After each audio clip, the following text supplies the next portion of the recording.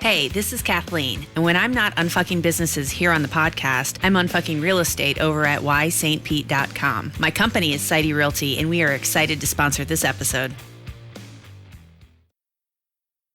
Oh, hey, I didn't see you there. This is Devin Rosillo from Beyond Bold, and you're listening to Unfuck My Business. No bullshit advice for business owners who want to be resilient as fuck. Sit back and enjoy the ride. Get comfy. Get your pajamas on for all I fucking care. Enjoy. And we're back. And today, Unfuckers, I have a very special episode for you. We talk a lot about crisis management and how your business is fucked and how to get unfucked and all the rest of that. But today we have a real value add episode, I think. We're going to give you some actual real practical advice to get a little PR for your business. And to help provide that advice, someone that I've known for some time now. It's a pleasure knowing she is hilarious in person, as she always was on TV. Nancy Alexander, welcome to the show today. No way, is she here? I love her. I have, after knowing you for years on TV, and in the sense that everyone feels like they know media personalities, meeting you in person was a huge pleasure at ESC, and you've been endlessly entertaining ever since. And I'd like to say, become a good friend during that time. Of course you can say that. You're one of the most important people to my art.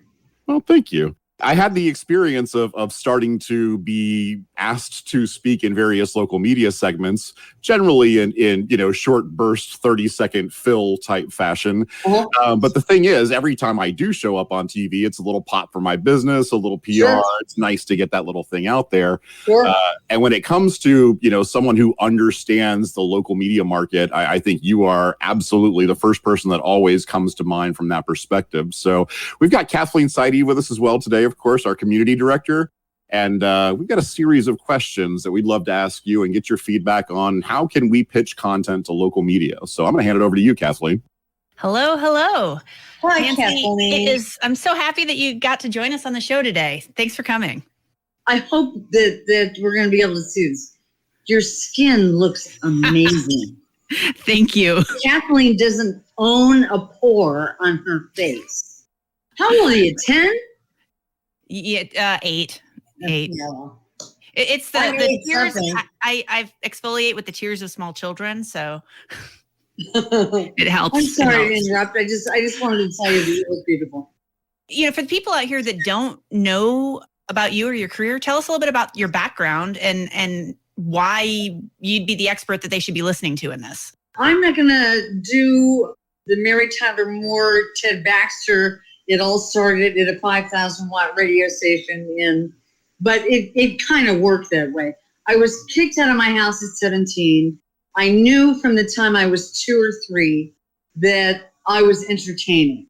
And you either have ethics and a strong magnetic north on your ethical compass on your motherboard, or you don't. So at that age, I could have gone on the route of trying to find some older man to take care of me or take my clothes off or sell drugs or something to that extent. But I can sincerely tell you that at the tender age of 17 and no money and nowhere to go, those thoughts never occurred to me. But what I did know is that I have always been able to make people laugh. And at a very early age, my head fell into the radio. I wanted to be a movie star, but I didn't want to take the chance. Los Angeles and acting, there are 50,000 people all looking for one parking space.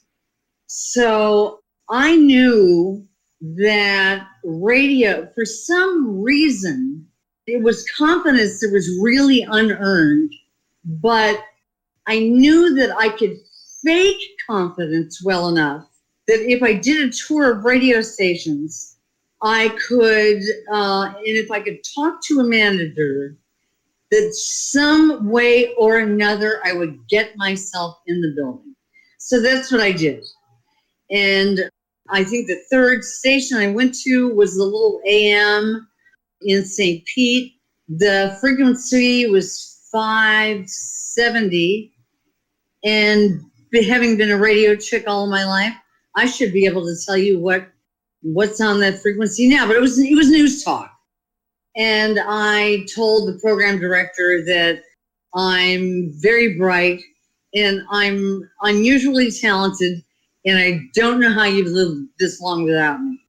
Now, keep in mind, I didn't mean a word of any of that. I was terrified, but I got the job.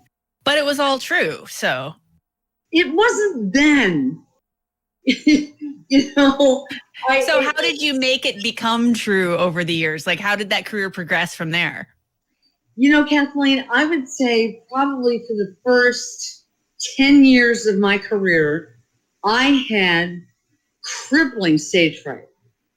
So what I did, because I'm sort of a natural actor, I made a suit of confidence for myself that I would slip on and zip it up all the way over the top of my head and play the part of a person who could do the job with confidence and excellence. Thank God, eventually, that zipped up suit actually fused to my skin and I became that person. But it took a very long time. At 19 years old, I was Nancy in the Sky on the #1 radio station in the United States, the first radio station to start a format called the Zoo, or Q Zoo, as it was in my case. It was started by Scott Shannon, who was on the cover of Time magazine. After he left Tampa, he started a Q Zoo in New York and took that station, Z100, from 0 to 100 in 74 days. And fast forwarding from that, though, I was always seeing you on Fox 13 and television. So you shifted from radio to television and had a significant presence on the local, I think Fox affiliates mostly was what I saw, right? Yeah, I've been very, very fortunate that all the jobs that I have had in my career, knock on wood, and I'm putting my knuckles to my forehead for that effect, I never had to audition for any job. I was invited to all of them. So over the years, it sounds like you worked with several different radio stations. You worked in television for a long time. Yes. With various producers. From your experience, what are local media producers looking for in the interviews that they're searching out and trying to bring in on their shows? If I may, the 10 years that I worked for Fox, and the segment was called Out There. And I named it that because I am, and we were, out there. It was fun. Thank you. And I had free license to do really anything that I wanted. I wrote, produced, directed, and hosted the segment myself every day. So I didn't actually have a producer. But I can tell you that if you are a business that is looking to get local television coverage, you're gonna have to make it sexy. And I don't mean that at all literally. I know, that's kind of surprising, isn't it, Chris? I was relieved because, I mean, give me a second, I could. But what producers are looking for, particularly now, even though we're in the post-COVID era, we're in the vaccination stage, there are still plenty of anchor teams that are working remotely. And television stations are starving for locally manufactured, invented contributors to social causes, people that are helping to make things right. if you have that in your business model in your hometown, then what you need to do is find out who all the producers are. You need to know the guy's name at the assignment desk at every television station, because they are the guys that, remember the show Taxi? Vaguely. They're Danny DeVito. They're dispatching everybody. So they will get a ton of mail, a ton of electronic press kits, which now come on thumb drives. And that's something else that we can talk about. You know, in the old days, they actually came on beta, but they get a ton of information, and they don't have a lot of time. For a television producer, time is always the enemy. They have to stack the show, and it's having to be, and when I say stack it, I mean line it up so that it times out properly, so that all the reporters get their 2, 3, 4 minutes. And it's always, it has to be fluid, because you could have breaking news. So when you're putting together your PR piece for television specifically, you need great video.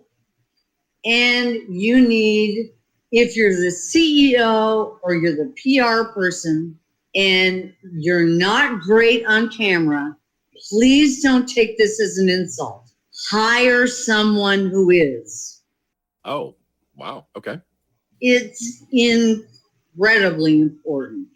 These folks, as I say, they're on deadline. They live in 30-second increments all day long, and they have to make decisions quickly. They have to decide whether or not whatever your product or service is going to be hard news, or if it's going to be part of a feature. For instance, mine was a comical feature, but I did occasionally deal with things that weren't necessarily funny in nature. I would just dress them up that way and wink at the camera, because my job was to make people laugh for 4 minutes every night. But they have to decide, first of all, if what it is that you're doing is interesting enough to the community, and where you fit in the complexion of a newscast. So you should probably consult with someone like me, or hopefully someone you have in-house that's good at PR, that can focus and fine-tune your pitch to the place in a newscast where you think you would be most suited.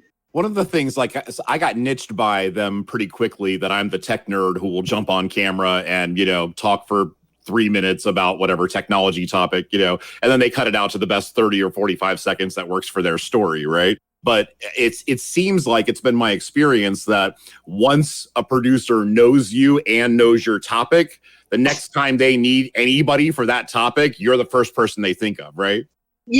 Chris, it's no different than in any other kind of sales. If you are selling advertising time, you're going to go back to the golden diamond source, because they spent a shitload of money.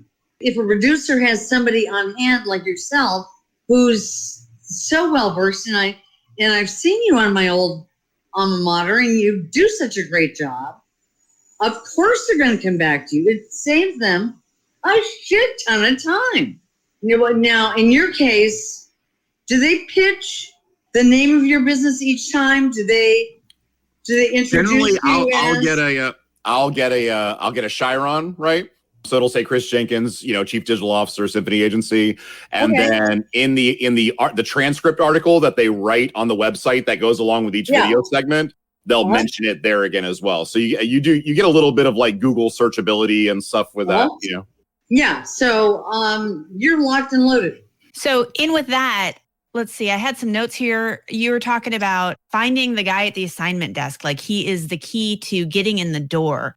how would somebody even know where to look up that name? Like, how do you research that sort of a thing? It's really high tech. You Google Is it the Google? You Google the TV station, and of course I'm being a smartass, but you simply need to find the news line. You call it, and you ask the name of the assignment editor. You need to know the names of the assignment editors and what shifts they work.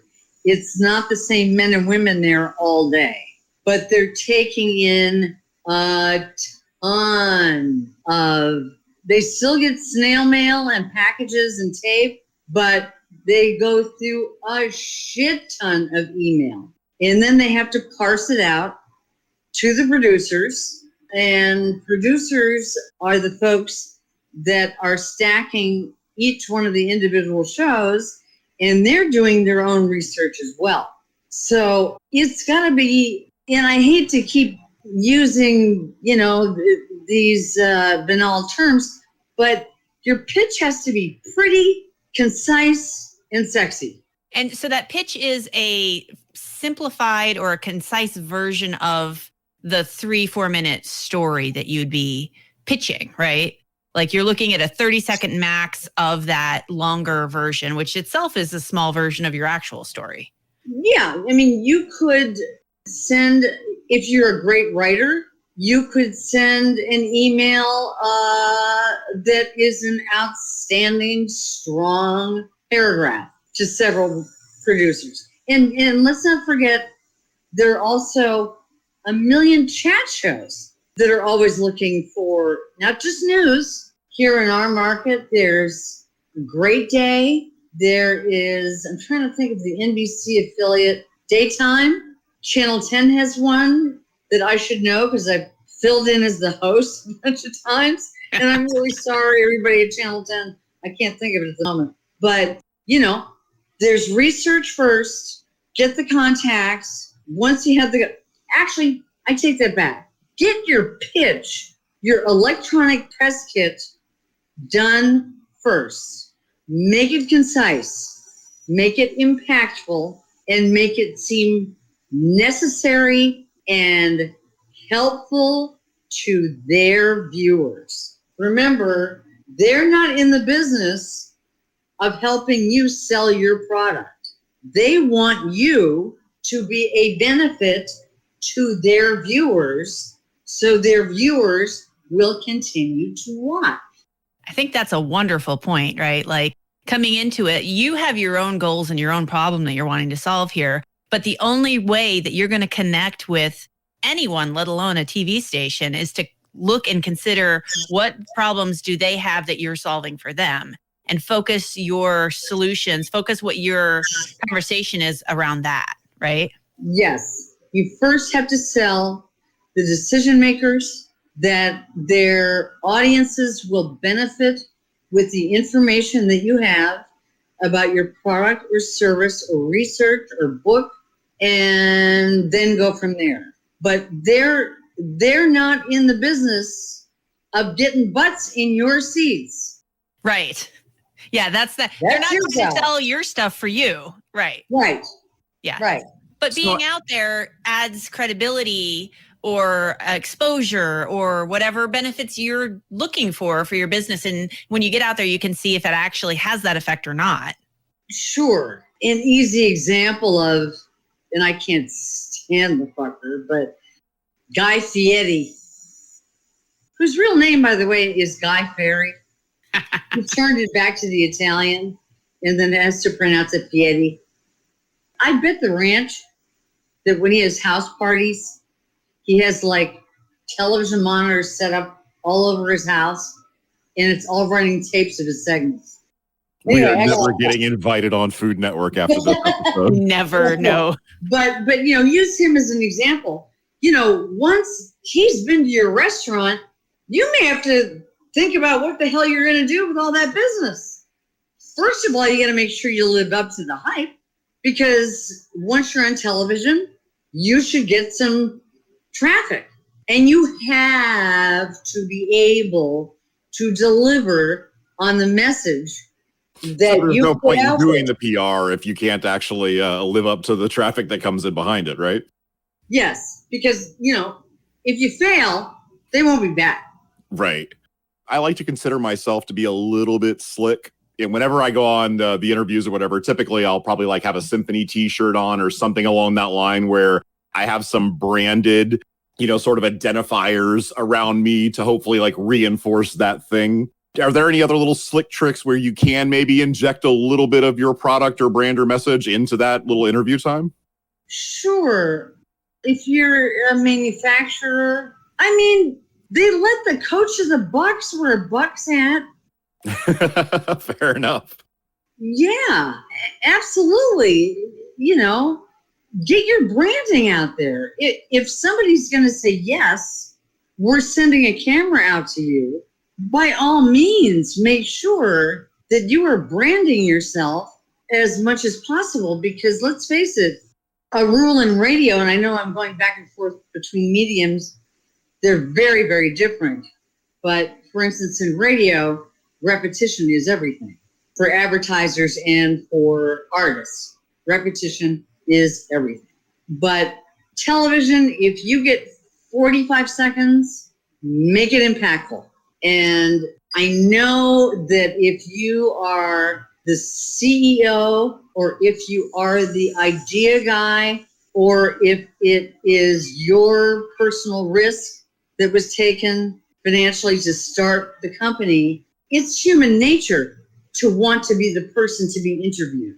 You got to really take inventory of your strengths and decide, am I the best person in my company to make the most impactful 45 seconds? Like in Chris's case, they usually do what's called a VOSOT. It's voiceover sound on tape.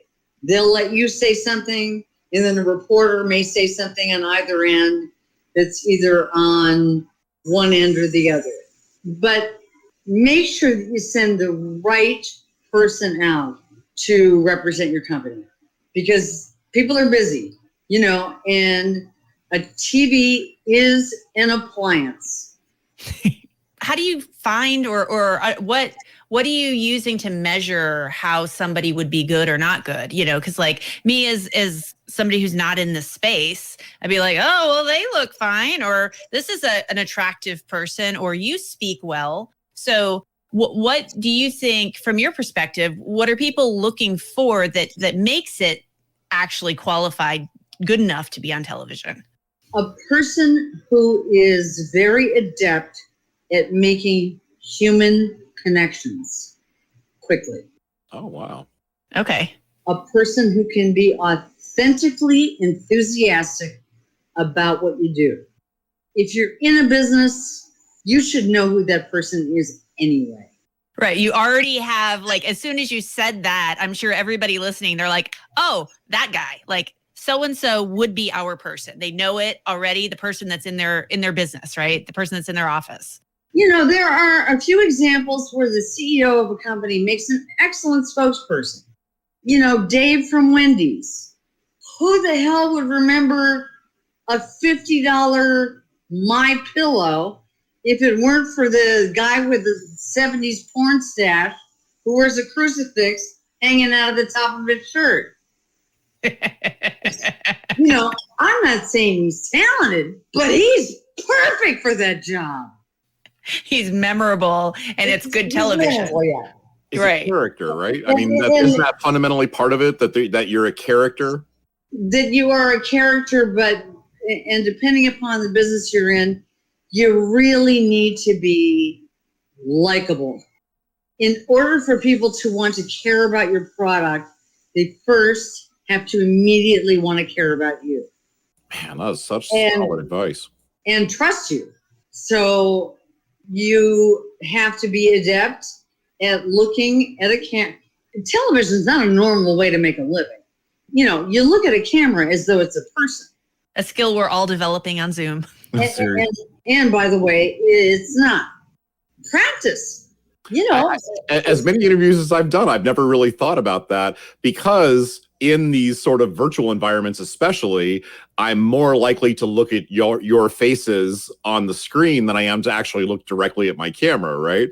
And Jody McLean, who's also a dear friend, is constantly trying to help me be better in my on-camera presence. She's like, framing and where your camera's aimed and look at the camera, and I'm bad about all those things. Fortunately, I guess I'm likable enough. You can tell a man on the street interview being when there's no reporter there and they have sent out a photog only, because the person that they're interviewing, you can see their line of sight. They're looking at the photographer's eyes rather than looking into the camera.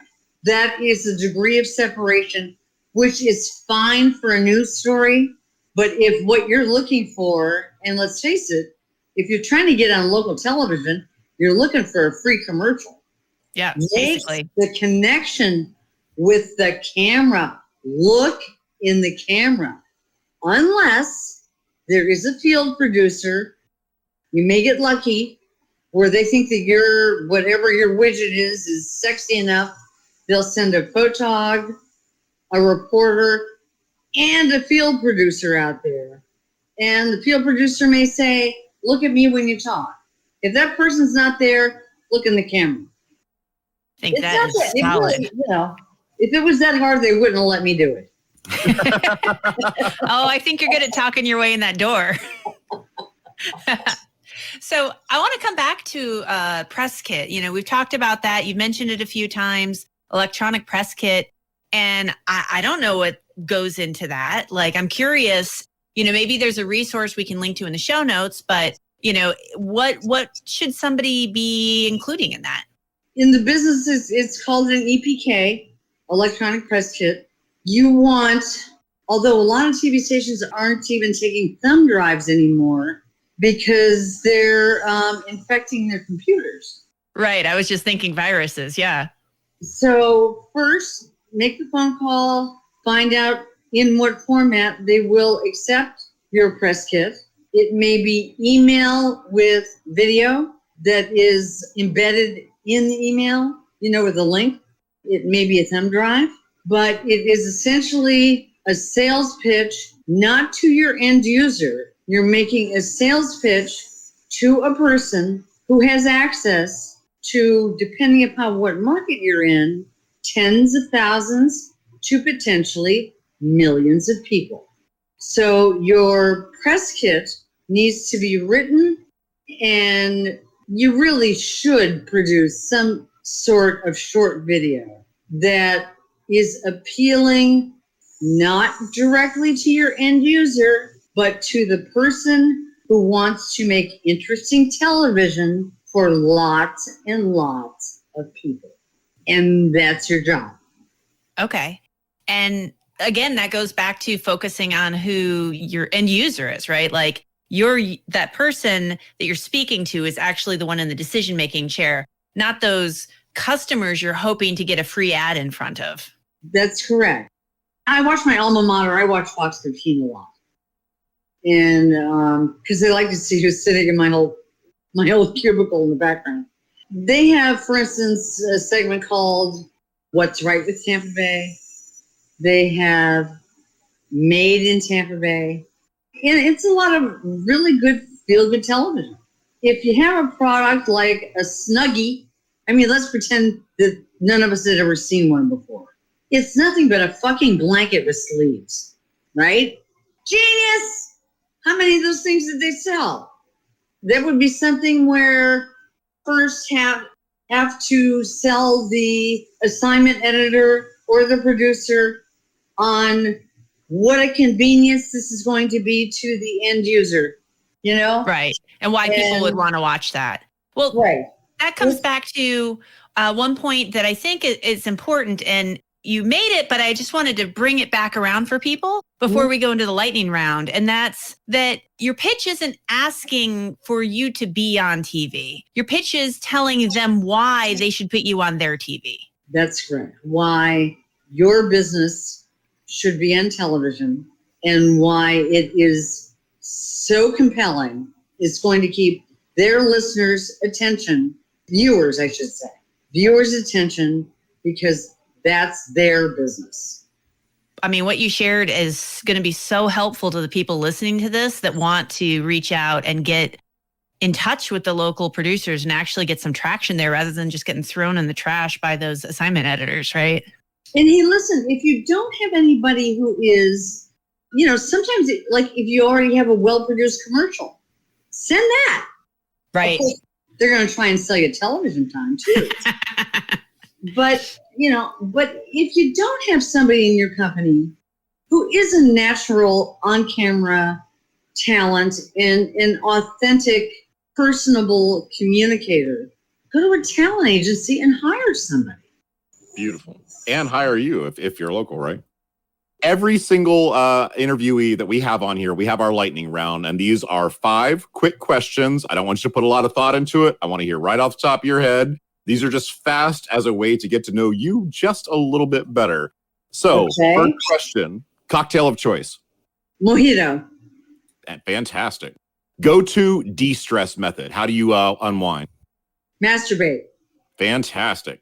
Apple or PC? PC, man. Apple comes with pre-installed smug. You have already taken my heart with that answer. You're probably one of the last 10 guests. Peanut butter, smooth or crunchy? Neither. I hate peanut butter. Fair answer. And final one that always trips people up. What's your favorite insult? My favorite insult? Yep. Oh, to give someone or to receive? Yeah, no, to give someone. I'd fuck your brains out, but apparently somebody beat me to it.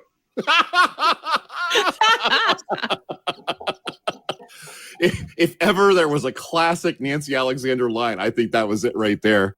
Hey, listen, guys, in the show notes, we're going to make sure that you've got contact info to be able to talk to Nancy. If you're looking for a media consultant or something along that line, she managed to provide value to our audience to get some airtime. I think she's demonstrated the concept that she was talking about.